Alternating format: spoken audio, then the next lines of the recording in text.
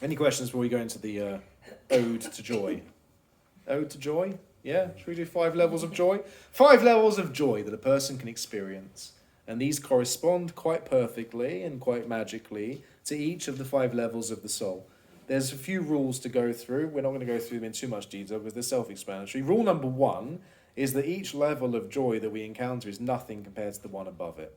Rule number 2 follows from that, which is that we'll therefore make tremendous sacrifices of the lower levels of joy for the sake of attaining the higher levels of joy. Rule number 3, the danger of each of these levels is that there are counterfeit things. Yeah, there are the fake. You know, when you go the Louis Vuitton with an M at the end handbag. There's that fake counterfeit that you bought in a market somewhere for 10 quid. That you kind of get away with it, but deep down you know this is fake, it's not real. And then rule number 4, which is going to be one of the hardest things to implement, because it's not the way the Western world looks at joy at all. Western world builds joy down upwards. We build joy up downwards. We'll get to this. Okay, as in Western joy focuses on level 1 first and foremost, and builds from there. Whatever brings you the most pleasure, that's the most joy, and that's what you should chase the rest of your life. So, pleasure, nefesh, action. Okay, here's a dilemma. Remind me, who is me? Who's the I? Who's the you? Who's really you? Soul. You, Mufasa. What is that? What is you? The soul. Combination of The soul and the body. body and soul. Now here's the dilemma, and here's why we're different to animals. The body has its natural instincts and cravings. Most of them tend to be, well, in fact all of them are very, very physical and material. Same as an animal. The nefesh, the lowest part of our soul, brings the disadvantage, which is also an advantage, which is an awareness of its own mortality, which an animal doesn't have. Yeah? That's why animals don't get mortgages or invest in stocks and shares or build a nest egg, yeah, or some sort of pension fund. Animals don't plan, unless I'm missing something. Squirrels too. We have many in our garden, right? Beyond the immediate needs of their own survival. Granted, okay. Squirrels do gather acorns in the autumn. Okay, so yes, there's hibernation, but once you've stepped away from literal survival, otherwise if I don't do this I'm going to die, you won't encounter animals that start... They don't get nervous as their end approaches, as far as I know. I haven't seen care homes for squirrels. Although maybe there are. Maybe that's what's going on in those trees. I don't know. They might just be just as expensive as ours. I don't know. So here's the problem. Animals still get scared. Sorry? Animals still get scared. Yeah. And so, if they weren't in some way conscious of their mortality, why would they be scared? So they're conscious of their instant mortality. So they're conscious in the here and now. I could die right now. If I run into this road that's called the M25, I could... Oh, I'm squashed. Yeah? That's the fear. We are scared from the earliest age of a very distant mortality that could come about through a million different ways. And we know, so that's it. And we explored last week as well that one of the things that hopefully is a bit useful for our kids, one of the things that's terrifying for teenagers is they're starting to come to grips with with the fact that this doesn't last forever. And what's more scary for them is when they're 14, 15, it's not their own mortality, it's their parents, their loved ones, their caregivers. They start working out, I'm not going to have that forever. Even though it's a very, please God, very distant worry, but they start to feel the fear of that. So in this sense, we have the bodily urges, the body telling us, pursue physicality, pursue materialism, and then the nefesh telling us, it's not going to last forever, you better get a move on. Yeah, and you better grab as much as you can, which is what leads to, it can, if we don't pull it under control, that can lead to, and sadly we see this, I don't think it applies to anyone here at all, but you do see this, you do see people who are completely lost in, is it hedonism or hedonism? Hedonism? Depends where you're from. Depends where you're from. Okay, hedonism then. I'm from Stamford Hill. Yeah? You see people who are simply completely lost in the pursuit of indulgence and pleasure, and every decision they make is based on where can I get the next hit, where can I get the next adrenaline rush, which is a shame. I'm noting over here as well, there's not an anathema to Judaism, nor to Orthodox Judaism. You'll notice that there's plenty of physical pleasures that are built into Orthodox Judaism as well. A lot of them surround eating. Yeah, there's literally a mitzvah. There's literally a mitzvah on Yom Tov and Shabbos to eat, drink, and make merry. Not for tomorrow we die, but because tomorrow's Sunday, so you've got to do it today. Yeah, so you'll notice as well there are laws of modesty, the way that men and women should dress, but is the luxury of the clothes or the material? No, we don't. We're not Quakers. We're not the sort of early Protestant the Presbyterians, the early pilgrims who were very, very strict about what clothes to wear. You wear what you want. You can wear beautiful clothes. Put on a £1,000 suit. Do what you want. Just make sure the suit's not Shatner's. Yeah, so make sure it's not woolen linen. But if it's not, you took it and you had it checked and now you've got your little label inside it, you can wear your Armani suit. So why do a lot of Orthodox people have their uniforms as such? If it's not important. Series 5. Very good. Do you know something, Karen? You're going to give the next thing, because you've added single-handedly at least 6 topics. This is a very good question. We're getting further and further away from the end. I know. We'll all be sitting here like, and that's why. So, physical indulgence, if it's directed in the right place, I've noted it as well, the intimacy between husband and wife is not just seen as sacred, it's encouraged. So we see that a physical enjoyment or a moment of pleasure, if it leads to us feeling a sense of gratitude, which is to thank Hashem, like, wow, look what everything you've given us, this is amazing, or it leads to a closer connection between us, it enables us to give other people pleasure and enjoyment, these are things that are very much worthy. Okay? So, that's level 1. Level 2, we'll sacrifice pleasure, our own pleasure, for the sake of connection. A very simple level, and I think our kids start to understand this as well as they become teenagers, although not necessarily when it comes to connecting to their parents. What you'll notice with teenagers, which I find fascinating, and I once tried to speak to a certain teenager who may or may not be related to me, but I tried to speak to that teenager about this, that it just struck me. And I said to this teenager, who shall remain nameless, I said, it's remarkable, not in a bad way, it's remarkable how much sacrifice you make for your connection with your friends and how little you make for your connection with my mother, your mother and I. Yeah, everyone's nodding like, yeah. Talia, it's coming. It's there. The train is at the station. Yeah, it's there. Adam's like, oh yeah, I remember that. That was a few years ago now. Sort of come out the other side. Yeah, it's gone now. It's past. Gamzeh Ya'avor. It's a remarkable thing, but we'll put our own pleasures and the pursuit of our own impulses, we'll put that to one side for the sake of connecting with people, with things, with institutions, with clubs, whatever it is. That's what we'll do. But again, there's a counterfeit to this. There's always that fake Louis Vuitton handbag, which is, well, actually, and this is something that we need to be, and it's become much harder thanks to social media, which is, well, what are the connections our kids are making? Like, who are they connecting with, and how deeply are they connecting with them? And what's that connection? Yeah, like, are they getting anything from it? Or are they being, God forbid, abused or exploited or used by that connection? And are they making sacrifices to the other person's advantage with nothing reciprocal? These are, I'm finding, really, really difficult questions that, unless I'm imagining it, 20, 30 years ago were not that complicated. Or maybe they were, but you didn't have to worry about the whole world. It was just the people who live within a half-mile radius of you. So that's connection is ruach, emotion. Yeah, remember, nefesh is action, pleasure, and the pursuit thereof. Ruach is emotion. Who are they connecting to emotionally? Next level is the neshama. The neshama is the intellect, meaning we are meaning-seeking creatures, which means, remarkably, we will sacrifice a tremendous amount of potential pleasure, and will even sacrifice connections. We will consciously shed friends like a snake sheds its skin, if that means we will bring more meaning into our lives. We simply will.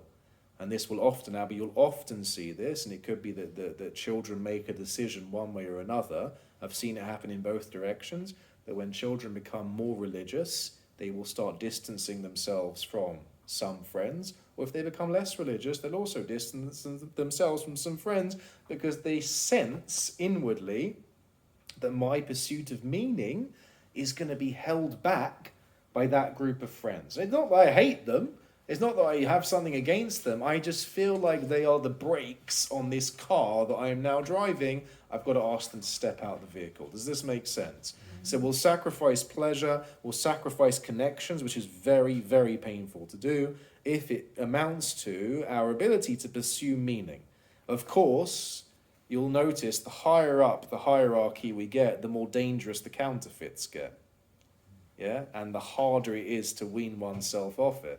Because there's a pursuit of meaning that's genuine, but I say this as someone who sadly is a fan of football, something that genuinely, on the rare occasions that I go to a football match, I know that I'm going to see a terrible game because Spurs are rubbish, and it's going to be a waste of money, and I'm not going to get any pleasure or connection from it. But I sometimes will look around, not if, but when Spurs lose, at how devastated some people are. Yeah? And what we're watching, which again is a uniquely human ability, it's that confusion of the tree of knowledge of good and evil. It's where we're portraying something that's not good as good. It strikes me, and I try to take lesson from it, of just how deeply enmeshed someone can be in something meaningless that they think is the be-all and end-all. I think it was it Bill Shankly, the great former Liverpool manager? What did you say, Adam? It was... It's not life and death, it's far more important. Football is not a matter of life. Football is not a matter of life or death. It's much more important. He may have said it jokingly, but you see people for whom that's true. They've placed their search of meaning somewhere completely empty, and it's very, very difficult to see. The statistics show that Spurs fans are the most miserable. I know we are the most miserable. The incidents of domestic abuse, for example, and stuff like that, rise when there's been like a big match 100%. and a loss. Yeah, So it's 100%. got that negativity carries on. And you'll see, and that's a great example of how when my sense of meaning has been challenged or chipped away by a defeat because my team lost, look at what that then does. See how it flows from where I place my meaning into my emotional reaction and then the actions that I take. It's terrifying, but unfortunately we have a preclusion to do this. This is what humans are able to do. I've made a couple of notes here. Like, you'll see people will sacrifice. We do this the whole time. I don't care that I'm saying this and it's on camera, it's going on Stanmore's website. I try to be, and I know I fail so many times, where I place more meaning in my work than in my family. I'll say that openly. I'm among friends here. And maybe you don't make the same. I make that mistake the whole time, where I think it's more meaningful for me to invest in my work, my profession, than it is in my family. So what I'm doing is I'm sacrificing pleasure, because maybe I'm not getting enough sleep, or I'm not eating healthy enough, or I'm not exercising enough because of work. And I'm also sacrificing my connections, such as my wife and my children, because I've located meaning elsewhere. So I hope it's clear that the higher up you go, the potential of joy is so much more powerful, but so is therefore the potential of counterfeit, the Louis Vuitton handbag. Yeah? Okay. Next one up is chaya, creativity. Creativity brings us the most joy imaginable, which is one reason why the miracle and blessing of children causes, I think it's fair to say, the most pain, but also the most... I'm not reporting that facial expression. It's a good thing the camera's facing this way. Or is it? Most pleasure and most pain at the same time. The knowledge that we are contributing to the fabric of creation brings us tremendous joy. Now, the difference here, and I think this is an important point to make, the previous 3 levels are talking about me transforming myself. It's how I react in action, in emotion, in intellect. It's where I seek pleasure, where I seek connection, where I seek meaning. These are all quite personal things. The 4th level is actually how I start changing the world around me, which is, I think, hopefully, for those of us who are able to do that, is an immense source of joy. And the reason it's an immense source of joy is, remember, that fourth level, remember back to the previous hierarchy, does that fourth level belong to this world? No, it's not, as far as we understand. It's not of this world, it's not connected here, it's in the spiritual realm entirely. So what that fourth level craves as its source of joy is eternity. It's not here on the finite world. I hate saying it's up there, but it's the best we can do. That level of the soul craves immortality, because it is immortal. Yeah? We're going to get to this in just a second. So when we create and we build things in the world around us, the way I've put it here, that I think is quite a nice way to put it, is that our life becomes legacy. We start doing things and creating things that are going to long outlive us. We're long gone, and people are still talking about the impact that we had. There's something there that brings us a tremendous sense of joy and satisfaction. And I know certainly, you know, if I'm at doing Levias and officiating, this is what most people want to speak about, yeah, in the Hesped, is they not just, of course, what they did in this world, you know, great mother, great father, grandfather, Bubba Zeta, whatever it is, but there will always be a focus on look at the next generation and look at the children, the grandchildren, the legacy that they've built and the lessons they're following in. We crave this level of joy. And then the highest level of joy, he said flippantly, is Yechidah, it's eternity. And as we've explained last week, it does not belong, it cannot belong in this world. It means a unification with the source of all life, which is Hashem. That's not possible in this life, which is what's going to bring us to our next section, which is for them what happens after death. Is it logical? Do we need to explain a bit more why? I don't think we do. It's logical that you cannot connect with Hashem fully in a physical world. It cannot happen when we're trapped, as it were, down here in a physical body. So what we would call, and Lucy, I hope this is informative, the hierarchy of joy flow. So where does joy come from? In the Western world, you'll notice, he says very scathingly, that you build it from bottom up. Get as much pleasure as you can, and make sure the connections you're building also bring you as much pleasure as you can, and pursue the meaning that hopefully, unless they lose, is going to bring you as much pleasure as it is. So it's all built bottom up.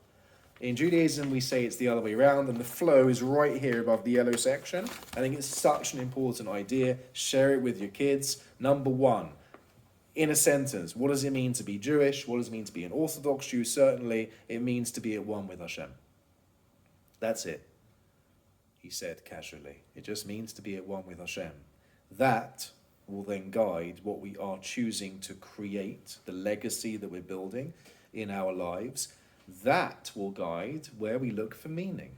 The legacy, the oneness with Hashem, guides the creativity, which guides where we look for meaning, which guides who and what we connect with, which guides what we seek pleasure from. It's completely reversed engineered, and it's one of the great struggles that Judaism has in the modern world, is that the way we view joy and pleasure is completely the opposite to the society we're trying to raise children in. And that's not to say that we're free of this. I struggle with it just as much, to sort of reverse engineer everything like that. Okay, any questions before we do a little bit about the kids? And then we'll do what happens after we die. There's no biscuits. That much we know. There will finally be no more biscuits making appearances. Okay, good questions to discuss when you sit down with your kids. Ask them, do you believe you have a soul? Like, who is you? There's a popular meme now. Who is you? Who is you? What are you? What's the I? Yeah, there. You got Freud if you want, or you got Judaism, even though he was Jewish. Who are you? Do you believe you have a soul? A lot of kids will say yes, instinctively, because they want to. They want that warm, comforting feeling. Okay, push a bit further. What does that mean? What is your soul? Hopefully now we're better equipped to discuss with them. What is it that distinguishes us from animals? Why are we so different? You've got evolutionary psychology, good. And you've got what Judaism's position is. What is the soul? What does it do? How does this combination of body and soul work? Why did Hashem make us this way? Which we hopefully now understand a bit better because we've explored free will. We've got that tug of war. Remember, between the the panic that the body feels that I've got these earthly desires and these earthly cravings, and it's going to be over really soon, so I better grab as much as I can before I'm dead. That's being tugged in one way, and the tug of war the other way is, but I want to unite with the source of all life, with Hashem, for eternity. Yeah, not 120 years if we make it that long. Eternity.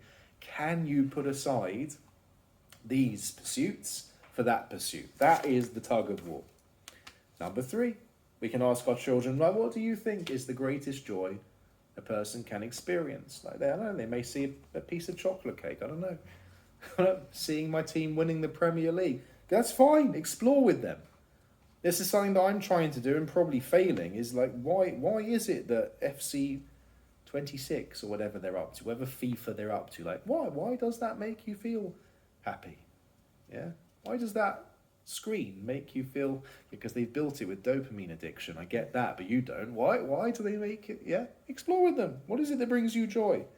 Can you think of a higher level of joy? Maybe when you're older that you might want to start pursuing. We're hopefully now equipped with 4 or 5 levels of joy that are accessible to us. And then finally, to explore with them is that how do our reactions and responses change depending on where we locate joy? So where we locate joy, you'll see something remarkable. This is true of every human being. Where we see the finishing line, whatever we decide it is, and we decide that is a joyous place to be, any challenges that come up in our race from here to there, we don't even see them as challenges, do we? They're almost opportunities. They are there to be worked through and worked on because we don't lose sight of the finishing line. That's wherever we've placed that goal. I saw a speech recently from the world's first trillionaire, Elon Musk, yeah? And he was speaking at a Harvard graduation or something, summit like that. And he basically got up, and it was terrifying, his advice to all these impressionable youngsters who like worship the ground he walks on, because he's a trillionaire, and he's quirky in his own funny way. You know, he gets how the youngsters work with his social media presence. His advice to them was that basically when I was your age, and I was in my early 20s, him and his business partner, they didn't have an apartment, famously. They rented a small office space, and they slept 3 hours a day on a couch, and they shared the couch, so they did shifts on the couch, and he was working for 10 hours, coding for 7 hours, and the rest of it was bathroom, shower, eating, sleeping. That's his advice. Yeah, and I'm sitting there watching that like, you know. Where's the connection? Yeah, where's the emotion? Like, but what was really was like the bishvilma, like why? Why are you killing yourself? For what? To be the world's first trillionaire. Okay, so if that's the finishing line there, that's the joy, then yeah, you'll be able to sleep for 3 hours a night, nothing will stand in your way. But you have to first set what the finish line looks like. Definitely have air conditioning. I don't know if he had it in his little office. He's just aiming for legacy. I think it is that. There's definitely a God complex there, yeah. Making his rockets pointy. Hmm. It didn't matter. Well, colonising Mars. Colonising Mars, yeah. It's funny that we're not supposed to be colonisers anymore, but that's okay. That's okay. Yeah, colonising other planets, because there's no natives, so it's fine. You know, that we know of. There's no trade unions on Mars, you know. It's good fun. Name of Chabad being there. There's a Chabad house. There's definitely a Chabad house, but yeah. Yeah. He'll land. There'll be someone there asking if he's put filling on today. Yeah, 100%. Right. Let's see how we do. Let's turn the page. What happens after we die? We've explored the soul. It's 5 layers. We've explored how the 5 layers directly correspond to the ever deepening sense of joy that we can have from our lives. And it follows that if we do have a soul, and that soul at its root is connected to Hashem, Hashem is eternal, which means there's a part of us that lives on after we die. It is eternal. It cannot die. Yep, good. Koheles, King Solomon says, Ecclesiastes, the dust returns to the earth as it was, and the spirit, or the ruach, returns to Hashem who gave it. The Gemara brings another parable. It says, what does this mean, the spirit returns to Hashem who gave it? It says he gave it in purity. So the expectation is that we return our soul in purity too. Here's the mashal, the parable. Again, there was a king who appointed ministers for his palace, and he gave each of them a beautiful royal uniform. The wise and sensible ministers took great care of the uniform. They folded it, stored them carefully, kept them clean. But the foolish ministers engaged in all sorts of mundane activities when they were wearing the royal uniform. And after many years, the king sent a message that it's time for me to elect new ministers. Please return the royal uniforms that I gave you. The wise ministers came back to the palace, and they returned their uniforms still in pristine condition, pressed, dry cleaned, perfect, as new. The foolish ones came back with a bin liner, and in the bin liner was crumpled up. I'm probably now describing every teenage boy's bedroom. The bin and girl. No, the girl is on a chair. Boys are on the floor. No, okay, no. Then it's the floor drape. Yeah, the floor. We have the chair drope. The chair drope. We have the floor drape. There's like a chair, Girls are worse. and then there's like the airspace of the chair, like a meter above the chair, which is wardrobe space. And then it's international waters after that. But okay, so the floor. The foolish ones come lugging this sack, and in the sack there's torn, muddy uniforms, and the king says to them, I'm putting you in prison while I send these to the tailors and the launderers to get them back spick and span. Or we just say we take your devices away these days. Well, the time of the Gemara, they weren't on their smartphones. So that's the mashal that's given of what happens after we die. We're returning the royal uniform, our soul, and the expectation is that it should be as pristine as it was when it was first given. However, and this is spoken out in the Sedra of the flood of Noah, there is obviously a recognition on Hashem's part that the likelihood of that happening is minuscule. Yeah, Hashem knows. He knows I'm giving the uniforms to people, and life's tough. And life is, for us, it's long. From Hashem's perspective, it's that. We've got a long time wearing this uniform, and we experience lots of challenges, and life's busy, and it's hectic, and Hashem knows that they're not going to be returned in pristine condition. So what happens? The Ramchal of Moshe Chaim Luzzatto, who was a great Italian philosopher, as his surname gives away, he says, what is Gehinnom? What is hell in Judaism? Is it devils with pitchforks and having to eat room temperature pasta? Like what exactly? Cold coffee. Gary Larson. Remember Gary Larson cartoons? Gary Larson cartoon. There's a cartoon where they're in hell and they're hot standing over the coffee machine, and one of them goes, the coffee's cold. They thought of everything. Yeah, it's a brilliant cartoon. So what is it? The Ramchal says, and unfortunately, a lot of the West's understanding of hell, forgive me for saying it, comes from Christianity, not which itself borrowed its own imagery from paganism, not from Judaism. So we were kind of polluted a bit by Christian theology on this. He says our definition is twofold. Number one, after we die, and this is talking now about the first 12 months. I want to be really clear. First 12 months before the yacht site, okay? We see two things. First thing is, we see everything we did, but we see the full impact. We see all those people we impacted, for better or for worse. That insult that we said, and we were directing it at that person, and we didn't know that person was listening, and they were actually more upset.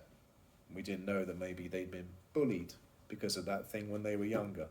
So we see the full impact, the bird's eye view of everything we did. That's vision one. Vision two is we don't see what we did, we see what we could have done. I think version two is more terrifying. Sorry, did you say this is the theory of what our spirits see in the first Yes. 12 months of Yes. after death? This Okay. is the judgment that takes place in our understanding. And so in the parable, this is the prison, the holding cell. While Yes, the clothes yeah, are being yeah. No, this is the cleansing process. Yeah. The cleansing process is, this is what you did, and this is the impact that it had that you were completely blissfully unaware of. You should have been more sensitive to it. And here's video number, can't say video anymore, or DVD, I don't even know. Blu-ray. Yeah, I don't know what we're up to nowadays. Cloud.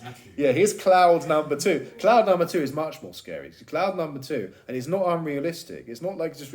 Again, it's not the why weren't you Moshe Rabbeinu. It's not saying that. It's saying why, forgive me for using you, it's why were you not Kal? Yeah? The Kabbalists say, the Reishis Chachma, who was a great Kabbalist, he has a terrifying piece, but in an empowering way, where he says they only ask you one question after you die, and that is, what is your name? And he says most people can't answer. You die and you forget, because your name is who you were meant to be. And we sadly spend so much of our lives either pretending to be someone we're not, or mimicking other people who are not us, that in between all of that, we forget who we are. Such a powerful lesson for teenagers. Such a powerful lesson. Don't feel the pressure of living someone else's dreams. And don't feel the pressure of thinking that you're inadequate to fulfill your own dreams. That's the way the Kabbalists explain it. So then we're shown a second image, a vision, not of what we did, what we could have done. And the Ramchal says, the pain, he says, why aren't you shown this when you're alive? Yeah? And the answer is because when we're in this body, the body is expert at making excuses and ducking and diving, especially if it went to a certain secondary school the two of us went to. I have a PhD in excuse making. Yeah, I don't know about, I studied this for 7 years, you know. I think what goes around comes around. Oh, yeah. My daughter is... Oh, yeah. It's obviously inherited. You know, I am a world expert in excuse making. Yeah. Yeah, but having none of the accountability, just being able to go, I remember you did that to me, you know. He visits the sins of the fathers on the sons, blessed be his name. The body makes excuses. Says the Ramchal, the Jewish concept of hell, he says, is the burning. What's the burning? It's not pitchforks and devils dancing around a bonfire. It's the shame.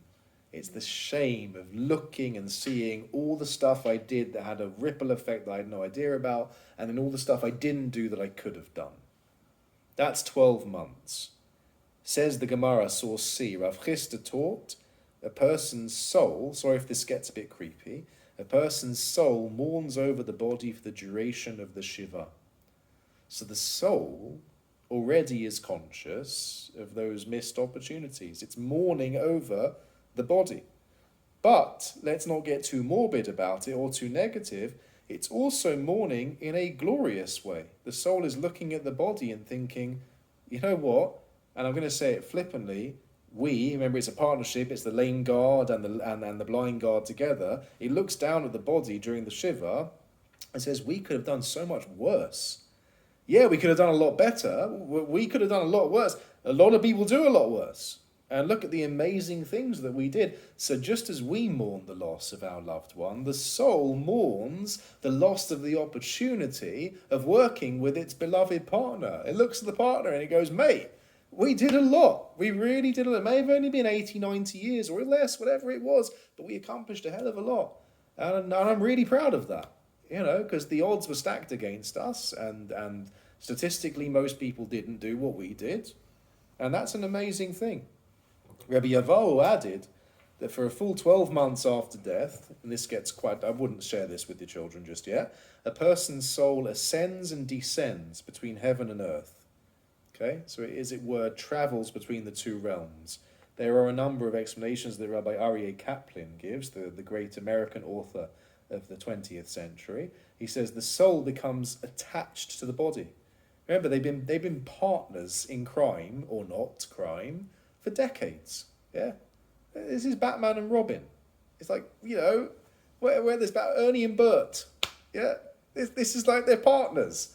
So it becomes attached, that it's reluctant to leave the body forever. It knows it's now time to leave my partner behind. There's another issue, which is that if someone lives an excessively materialistic life, the soul, the lower levels of the soul, remember the nefesh and the ruach, they start to take on almost like a physical characteristic. They become trapped, as it were, in the material world, and they actually don't want to leave the material world behind. And that's quite a painful thing to consider. And he continues, and he says, the very, very righteous, the way the Gemara expresses it, I don't know if it's in the Gemara, but it's certainly in one of the ancient sources, is that if you were to imagine what is the process of the soul departing the body, so it says the very righteous, it's like extracting a hair from a bowl of milk. Yeah, that's the image it uses. Effortless, painless, easy, simple. Whereas, what does it look like for someone who, God forbid, is very wicked? They say it's like extracting lamb's or sheep's wool from those prickle bushes. Yeah? It's difficult, it takes time, and you're going to cut your hand doing it. The soul is reluctant to leave the material world behind because it was so enmeshed in materialism. But the conclusion of the Gemara is, which is why we stop saying Kaddish at the yacht site, is that at the end of the 12 months, whatever has been, and the soul ascends permanently to its place in heaven. Okay? This is all well and good for adults. Yes. How does it relate for children? That was exactly I was my thinking question. Yes. Especially Babies. babies. Yeah. Oh, Yeah. as in informal. Okay, good. So if God forbid there's a very, very early yes. This is something that I've contemplated as well.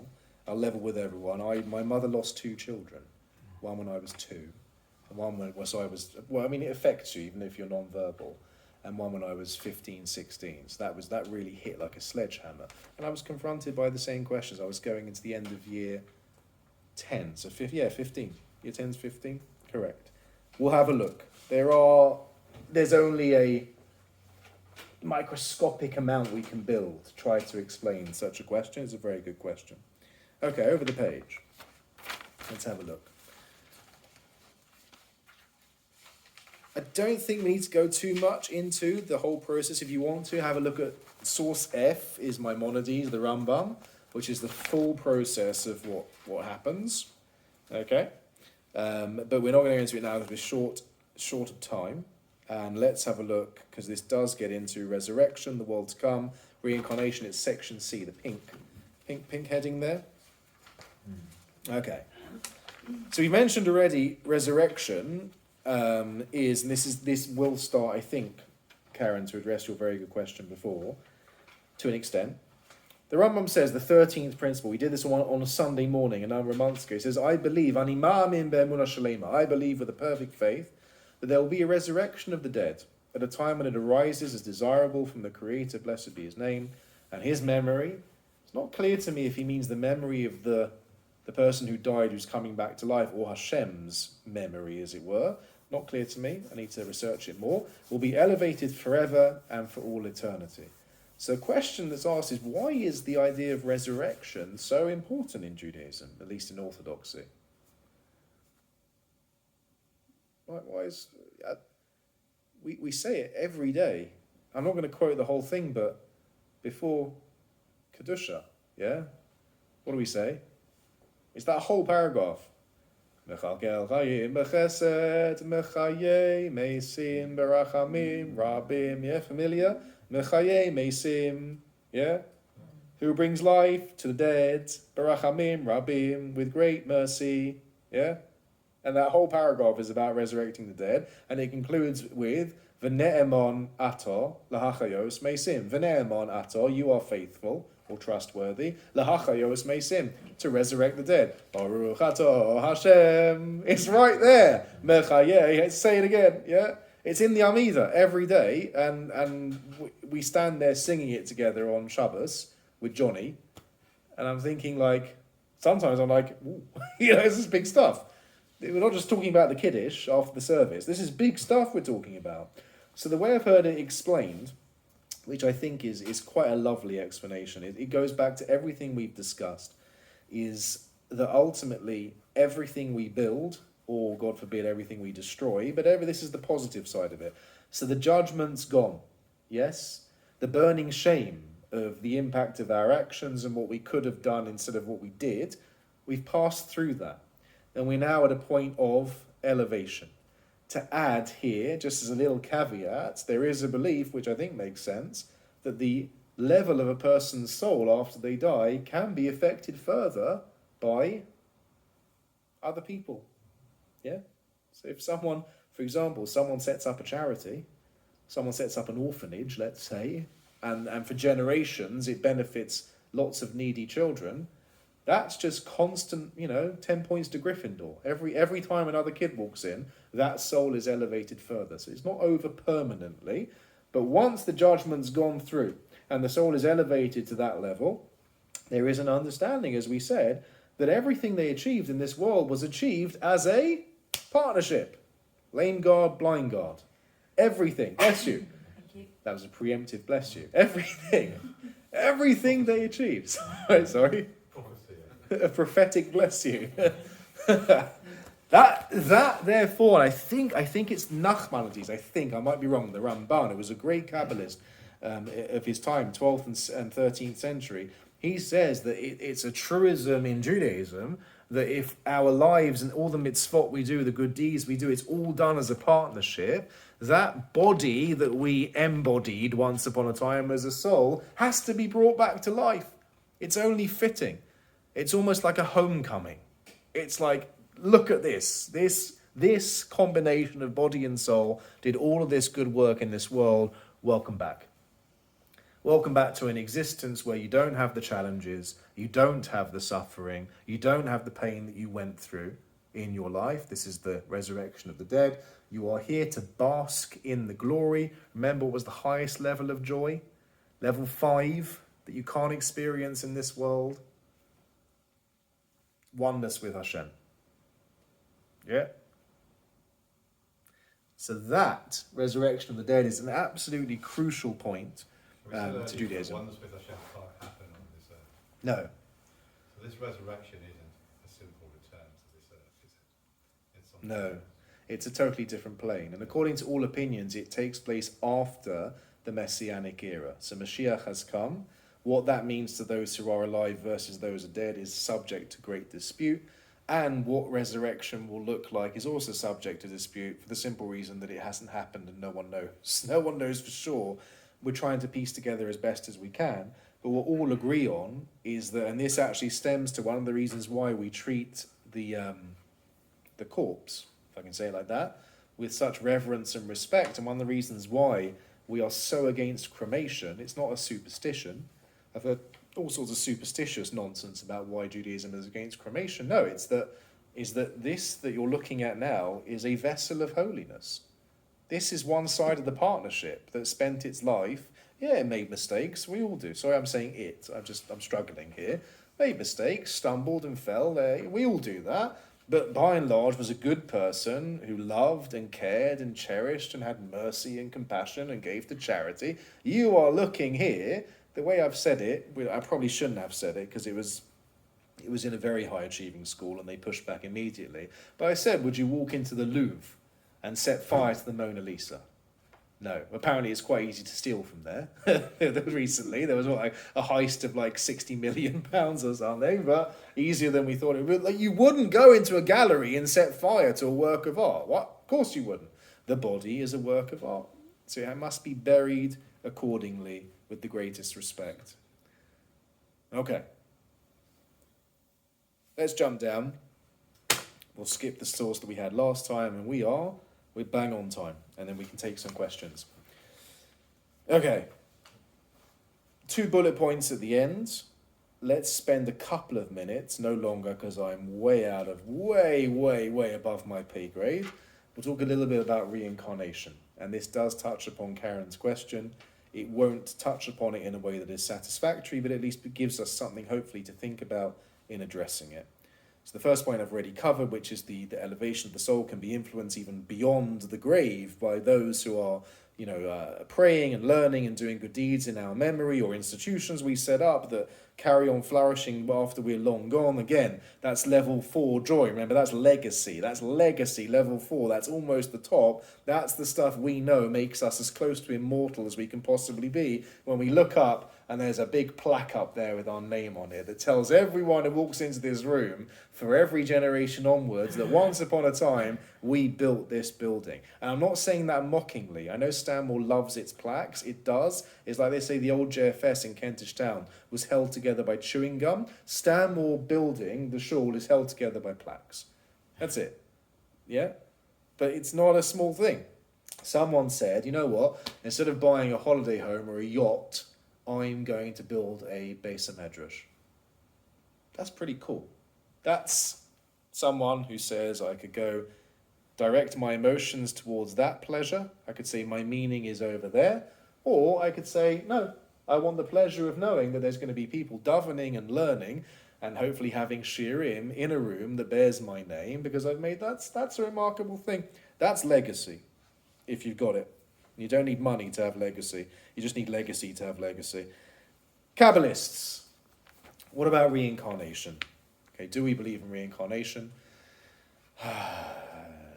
There are too many authorities who talk about it to ignore it. That's the reality. It's spoken about broadly, widely. It's spoken about through the whole of Jewish history. It's not an idea that appeared one day in like the 1600s. It's been there the whole way through as a theme and as an idea.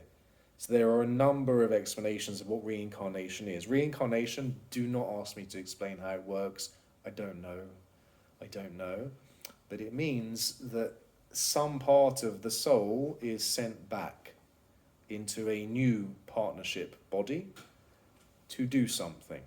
There are, from what I've researched, 3 things that this is going to accomplish. They aren't mutually exclusive, but it might be useful to think of them as such. Number 1 is that a person, and this directly links to the free will conversation we had, which is that other people's decisions can affect me. That's the reality. And it may be that I have a missed opportunity in my life, a massive one, that isn't really my fault. And it's not really fair to expect me to fix that missed opportunity in my lifetime. And it was a major, major moment. It was a sliding doors moment that I got wrong, but the circumstances conspired against me. I have another chance to fix a similar opportunity in another lifetime. Okay? That's level 1. Level 2 is if the missed opportunity is my fault. I broke something. I messed something up with my own free will. Not that other people's free will conspired against me, but I was the one using my free will for a terrible reason. I don't know when or why this applies, but it would seem that some souls are given another opportunity to fix the problem that they created. Level 2 is the one that I think, from my limited experience, level 2 is the one that is spoken about most often in our scriptures. Okay? That there are those who are sent back. One of the ones that's spoken about, just to ruin everyone's evening and week, is that Moshe had a part of Noah's soul. And he was trying to fix something that Noah didn't. We'll leave that for another time. Okay? Have a good week, everyone. Level 3. And Karen, I think this speaks to your question. Level 3 is that there are souls who are sent to this world, and their purpose of existence, they are, I'm going to tread really, really carefully, and please don't, however I say this is going to sound terrible. They are sent to this world in such a manner, which means in such a physical manner, or for such a short lifespan, that they themselves are never presented with an opportunity to do right or wrong. Simply cannot do that. And this may, Carl, speak to a question that you asked right at the very beginning. They do not have the capacity, really, to choose between right and wrong as another person would. Their purpose of existence is to help those around them fix something themselves. Okay? Now, I'll switch the recording off now and elaborate on this a little bit more. Yeah? I'll pause it now. Sorry, everyone, but you didn't come, so you don't get this bit.